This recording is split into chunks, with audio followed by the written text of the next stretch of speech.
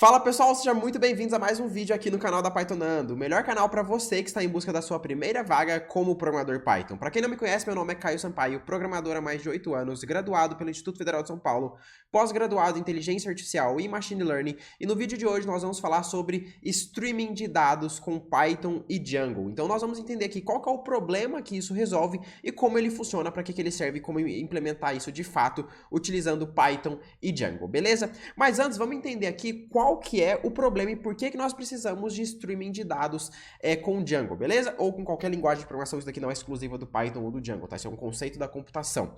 Imagina o seguinte, você tem lá uma página em HTML, uma página web, na qual você tem que exibir uma quantidade muito grande de dados. Não importa na onde, pode ser às vezes em um input select, onde você vai ter que, o usuário vai ter que selecionar ali um dado entre vários e vários dados. Ou você tem que fazer uma listagem muito grande de dados, de 1 milhão de dados, de 10 mil, 100 mil dados, não importa a quantidade, nem seja uma quantidade muito alta, e isso esteja causando uma lentidão no seu sistema, e você precisa listar aquilo para o usuário. Só que para você obter todos os dados sobre back-end, fazer todos os cálculos, todos os processamentos necessários, enviar para o front-end e o front-end renderizar, às vezes leva tempo. Às vezes leva 5, 10, 20 segundos, tempos infinitos, dependendo da ação que você for fazer.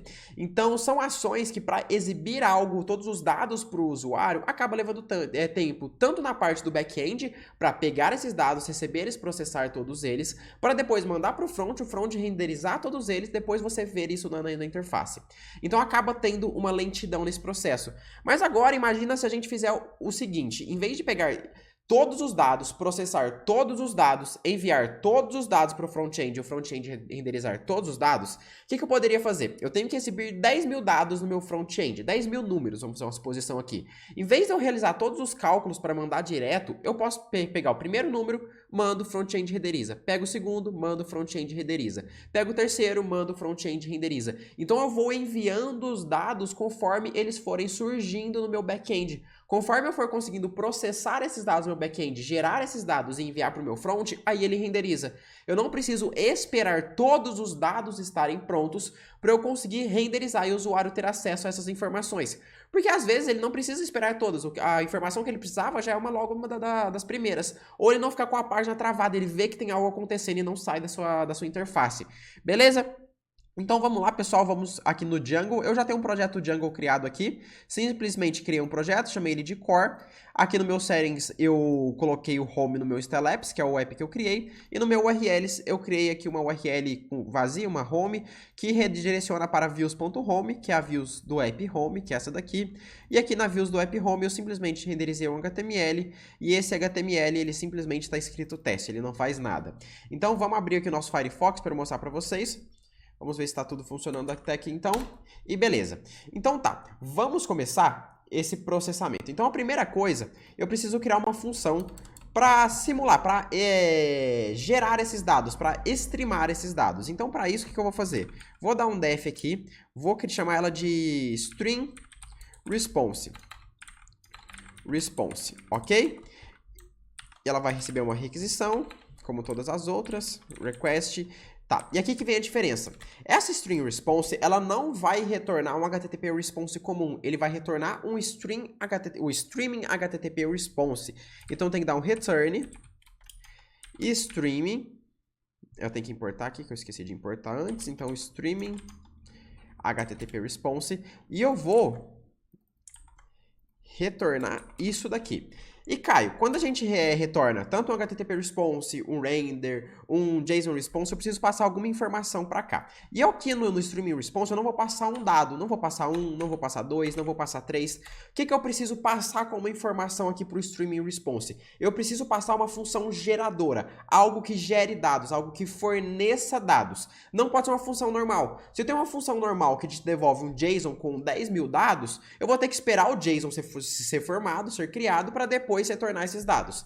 Então eu preciso gerar uma função geradora. E a gente já viu aqui nesse canal sobre funções geradoras, e para quem é aluno da Python Full, que é o nosso curso completo de Python e Django, a gente se aprofunda bem nesse conceito, que é as funções geradoras que a gente utiliza o yield. Então eu crio uma função que, em vez dela esperar todos os dados, criar todos os dados, ela vai me retornando conforme os dados forem surgindo. Então eu posso criar uma outra função aqui dentro, poderia ser fora, poderia ser dentro, poderia ser no módulo útil. Úteis, vou criar uma nested functions aqui, só para ficar mais fácil. Então, def, eu vou chamar de streaming underline content, ok? E tá, vamos fazer uma suposição aqui de 1000 dados. É pouco, isso daqui seria fácil de renderizar no front-end, 1000 dados, mas vamos fazer essa suposição aqui. Então, for e in range, ok? De 1000. Beleza. Agora, o que vai acontecer? Eu vou dar um yield, eu não vou retornar o dado, porque se eu retorno, ele interrompe a execução. Então, eu faço um yield. O yield ele vai fornecendo dados conforme a necessidade, conforme for solicitado. E aqui eu vou retornar a própria variável, eu vou concatenar com barra n, né? Então, eu vou fazer aqui e um contra barra n. Beleza. Então, for in range de 1000, eu vou dar um yield nisso daqui. Então, ele vai me gerar 0, 1, 2, 3, 4, 5. Conforme eu for solicitando esses dados, essa função geradora, ela me fornece esses dados conforme solicitado. Ela não junta todos, ela não espera o for acabar para depois retornar todos os dados que foram gerados pelo for. Não, ela vai retornando os dados gerados pelo for conforme o for vai acontecendo. E aqui para o meu streaming HTTP response, o que eu vou passar? Eu passo a chamada da minha função. Então, eu passo aqui, Ctrl+C, Ctrl+V. Eu chamo a minha função aqui dentro. E agora eu tenho essa minha view, ok? Para que essa view funcione no Django aqui, a gente precisa criar ela aqui nas URLs, né? Então, eu vou criar aqui um path, string underline response, vírgula, views, ponto, string response, vírgula, name, vai ser igual a string response. Vamos copiar aqui. Beleza, perfeito. Ok, agora acessando no nosso Firefox, deixa eu abrir ele aqui, que eu tinha fechado sem querer. Ok, se eu acessar 127.0.1 aqui, sem URL nenhuma, ele vai me dar direto na página teste, que era aquilo que a gente já estava esperando. Se eu dou um barra aqui agora e acesso string underline response, olha o que ele vai fazer, ele me trouxe todos os dados de uma vez. Mas, Caio, você não falou que ele ia trazer aos poucos? E sim, ele trouxe aos poucos, a gente que não viu. É porque 1000 dados, computacionalmente falando, 1000 números, é muito rápido, praticamente instantâneo. Vamos simular aqui um processamento. Então, vamos supor que para gerar esses for aqui, eu precisaria fazer alguns cálculos muito complexos, etc. Esses para gerar cada número, levaria 1 segundo. Então, vamos importar aqui o sleep, from time, import sleep. Ok. E agora eu vou dar um sleep de 1 segundo. Tá? Então eu vou vir aqui e agora quando eu pressionar um F5, olha só. 0, 1, 2, 3, 4, 5. Ou seja, ele me está fornecendo os dados conforme ele é sendo gerado. Imagina o seguinte, eu levo 1 segundo para gerar uma informação. Imagina para gerar as 1000 informações. Quanto tempo isso daqui iria levar? Imagina se ele tivesse que esperar todos os números ficarem prontos. Ó, até agora nós estamos no 24. Só quando ele chegasse no 25, essa página iria parar de carregar e iria exibir todos os números de uma vez. Então o usuário poderia ter achado que a página travou, ou ele ficaria cansado, ou a experiência dele seria muito ruim, ele não voltaria a consumir algum produto dessa empresa, o que seria péssimo. Agora, eu já tenho que esperar 1 segundo de qualquer jeito. Eu vou ter que esperar o tempo para todos os números serem gerados, só que conforme eles forem sendo gerados, eu já mostro para o usuário. Eu não preciso esperar todo aquele tempo de todos os dados ficarem prontos para depois eu exibir todos os dados junto. Eu vou exibindo 1 a 1, certo? Mas tá, isso daqui não é a forma na qual eu quero exibir, provavelmente. Eu não quero que o usuário acesse o string response, já que ele é a view que só gera esses dados para mim. Essa view vai gerar para que uma outra view, um HTML de fato, consiga consumir. Então isso daqui está retornando os dados. Como eu estou ali no navegador, ele consegue entender que é um streaming response e fazendo isso para mim. Mas eu quero colocar isso dentro de uma outra página HTML, que é como a gente vai acabar utilizando na vida real, no dia a dia, né? Então, para isso, a gente vai ter que trabalhar com JavaScript, tá? Então, eu vou fazer o seguinte. Eu vou vir aqui no meu home.html e o que eu vou fazer? Eu preciso criar uma tag script agora. Então, eu vou vir aqui no meu body. Vou deixar esse meu teste aqui. E vou criar aqui uma tag script. Ok, ficou um aqui a mais. Tá. Agora, eu preciso fazer uma requisição para essa view, como se fosse qualquer outra requisição. Então, vamos utilizar o fetch do JavaScript para fazer essa requisição. E aqui eu passo para onde eu quero fazer a requisição, no caso, /string. Certo? /string response, né? String response. Ok. E agora, eu falo, olha, ele trabalha com .then. Para quem é aluno da Python 4, a gente já viu sobre isso daqui também, tá? Sobre requisições com o FET no JavaScript. Ok, então fez a requisição e agora o que vai acontecer? Ele vai receber uma response. Ok? Dessa response eu vou fazer o quê? Então, aqui eu falo o que ele vai fazer, abro um dicionário, abre um dicionário, né? Estou acostumado com o Django. Beleza, aqui eu vou informar o que esse response vai ter que fazer, ok? Então, eu vou receber a minha response. O que vai ser a minha response? A minha response é os dados que estão sendo retornados pelo meu string response, que é essa minha view, na qual que eu fiz a requisição, certo? Só que aqui a gente está trabalhando não com uma requisição comum, que a gente faz uma requisição HTTP ali, beleza, recebeu os dados, é um JSON, beleza, tá aqui meu JSON, exibe lá no HTML. Não é isso. Eu preciso trabalhar aqui com o streaming de dados, eu preciso receber aos poucos. Então, para isso, a gente vai precisar ler toda essa informação. Então, eu faço um const reader vai ser igual a response.body.getReader. Para a gente ler tudo isso, a gente vai precisar converter para o UTF-8 as informações que a gente tem. Então, const decoder. Na verdade, eu acho que a gente nem precisaria converter, né? Porque a gente não está trabalhando com nada, nenhum caractere especial, só números. Mas, text decoder, beleza? Mas já se a gente estivesse trabalhando com caracteres especiais, a gente já converte, né? Então, já vamos deixar aqui. O TF-8, beleza. Então, agora, a gente precisa ler os dados que a gente está recebendo. Então, reader.read. Então, a gente vai ler os dados que está vindo do streaming. .then, para a gente receber esses dados. Beleza. Agora, eu vou criar uma função aqui. Então, function. Aqui no JavaScript, para quem não conhece a linguagem, a gente não precisa fazer a declaração da função antes, tá? Quando a gente está passando dessa forma. Como se fosse uma função lambda do Python. Ok? Vamos fazer aqui, então, function, fazendo a mesma linha, acho que não tem necessidade da gente pular a linha aqui, por enquanto. Beleza, function, e aqui eu vou passar process, beleza. Eu vou precisar receber aqui o Zone e o Value, né? Então, o status e o Value. Então, Zone, Value. Ok? E agora, eu vou colocar aqui um if. Então, vamos verificar. Então, se o Zone, eu dou um return. Então, se Zone, return. Ok? Caso contrário, o que a gente vai fazer? A gente vai precisar... Tá, aqui tá dando errado. Por quê? Calma aí. Eu tenho meu then, function, e aqui tá. Isso daqui, eu vou fechar aqui embaixo, né? Tá fechando errado. Beleza. E aqui...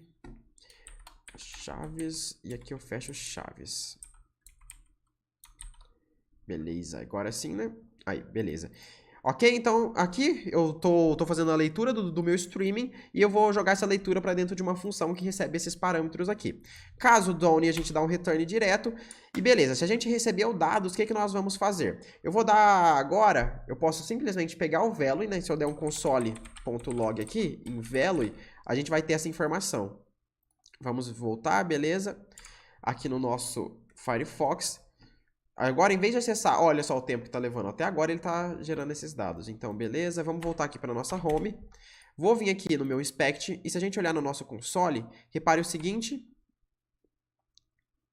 Deixa eu ver aqui. Tá. Primeiro ele está gerando aqui. Vamos lá corrigir esses erros. O primeiro erro que ele está dando é por causa desse style sheet aqui, que não era para dar. E aqui o outro erro, ele tá até que funcionando, só que ele não mostra o dado como deveria, porque eu preciso decodificar. Então, decoder.decode, e aqui a gente põe o value aqui dentro. Certo. Agora sim, voltamos pro Firefox, F5. Vamos lá, 0. E parou no 0. F5. 0. 1. Tá, beleza. O que acontece? Isso daqui é como se fosse... não é, mas como se fosse... Como é que eu explico isso pra vocês? Tá. Imagina o seguinte, ó. Eu tenho aqui a minha view e ela gera dados para mim.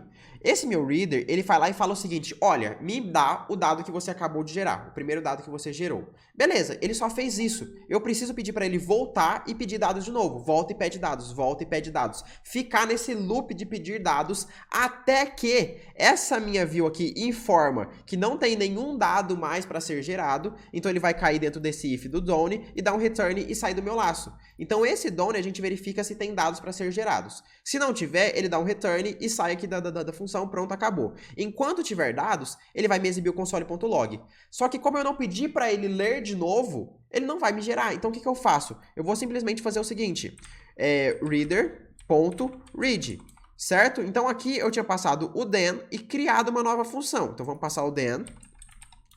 Só que agora, em vez de criar uma nova função, o que eu faço? Eu chamo a própria função. Então, beleza, eu tenho lá, ó, reader.read.then, cria essa função. O que essa função vai fazer? Vai verificar se tem informação para ser exibida, que a gente recebeu informação do streaming. Se não tiver, beleza, dá um return e sai dela, acabou. Se tiver, o que a gente faz? A gente simplesmente mostra no console.log.